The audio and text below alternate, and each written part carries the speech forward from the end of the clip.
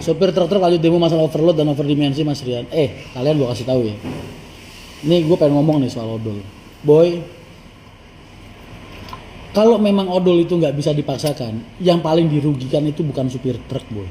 Aslinya. Yeah. Kalau memang dipaksakan ya sudah lah. Ya sudah lah. Paling kalian cuman butuh waktu.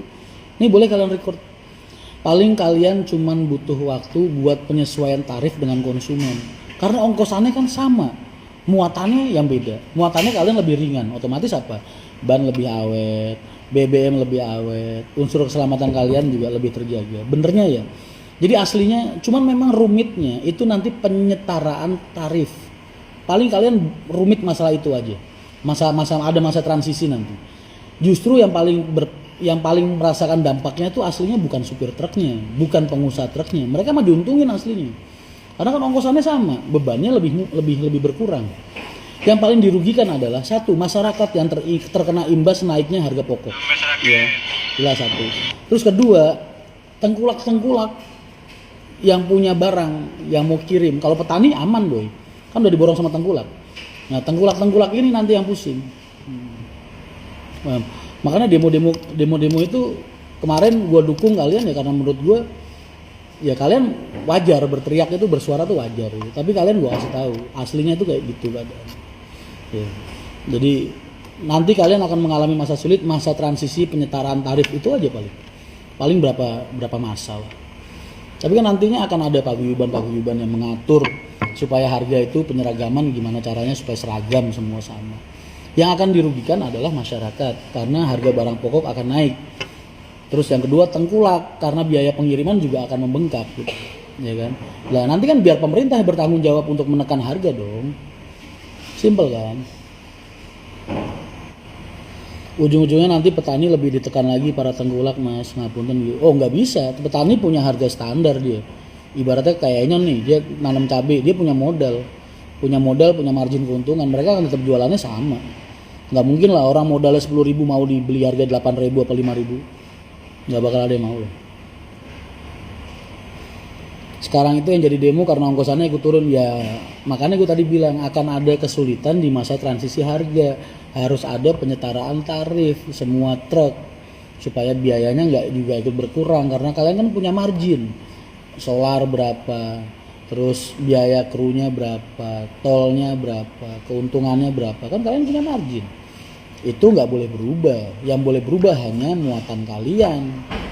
Yang tadinya berat dari 100 kilo ibaratnya jadi 50 kilo atau jadi 70 kilo, itu yang berubah. Selain itu nggak ada yang boleh berubah.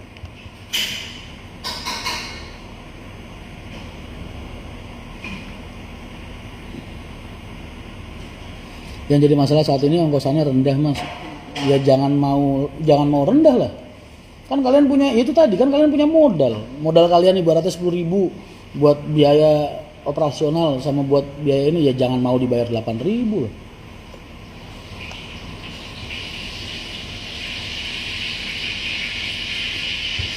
Mungkin yang demo pengusaha angkutan yang juga sekalian tengkulak, Mas. Ya ini cuman sharing ya, bukan berarti gua ngelarang kalian demo, enggak. Kalian bebas berdemo, menyuarakan suara kalian, aspirasi kalian. Kalau kalian merasa dirugikan, bebas, negara mengatur dan melindungi hak-hak kalian dalam hal itu. Gue cuman sharing opini gue.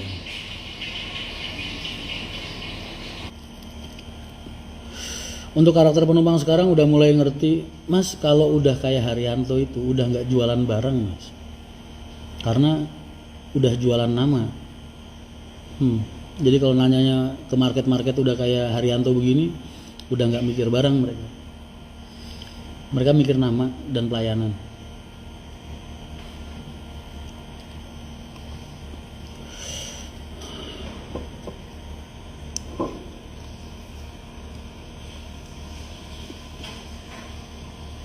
Saili sama Ray kemarin pas ujian.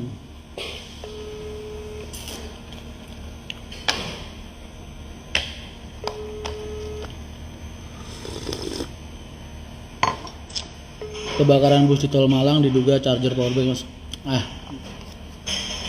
Sesuka mereka aja lah.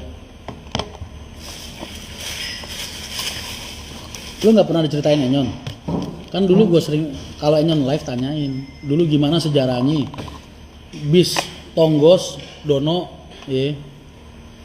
Disandingin sama double decker kok malah milih bis Tonggosnya Enyon. Fasilitas SCH, power bank full, penumpang power bank full ngecas. Enyon cuman modal bis yang depannya kayak bemonya Dono itu sama tulisan P. Haryanto.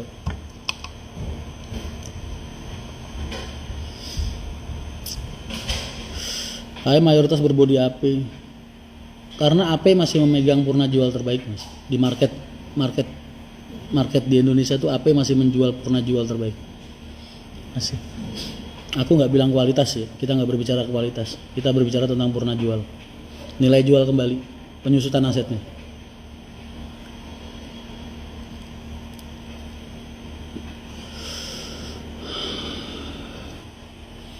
Tindak pidana paling banyak di jalan ya karena kelalaian dan betul. Makanya prinsip-prinsip moral ya itu kan berarti agama tertanam di dalamnya. Prinsip moral, kesadaran, kedisiplinan itu penting banget buatku. Dan perusahaan nggak boleh bosen buat ngasih tahu mereka. Itulah pentingnya briefing rutin. Entah 2 bulan, 3 bulan sekali, 2 bulan sekali, sebulan sekali terserah. Bukan buat ngajarin mereka, bukan, tapi mengingatkan kembali mereka prinsip-prinsip itu, prinsip moral, prinsip kedisiplinan, penting diingatkan terus supaya mereka bisa berhati-hati di jalan. Mas, kalau ada laka yang salah kendaraan kecil tapi yang besar kendaraan tahan, benernya yang ditahan bukan cuma yang besar, yang kecil juga ikut ditahan. Kenapa kok ada konsep, ada narasi bis besar atau armada besar selalu salah? Itu karena kita lebih memilih untuk mengambil jalur damai sama korban, paham? Soalnya apa? Kalau kita nggak ngalah, ntar akhirnya bis kita jadi berbulan-bulan nganggur, sidang dan lain sebagainya. Uangnya akan jauh lebih banyak lagi terkuras dan kerugiannya perusahaan akan jauh lebih besar lagi kalau kita ngeributin siapa yang benar siapa yang salah. Makanya perusahaan-perusahaan bis itu biasanya kalau ada kecelakaan nggak mau ngurus sampai sidang siapa yang benar siapa yang salah, walaupun dia tahu kalau dia itu benar.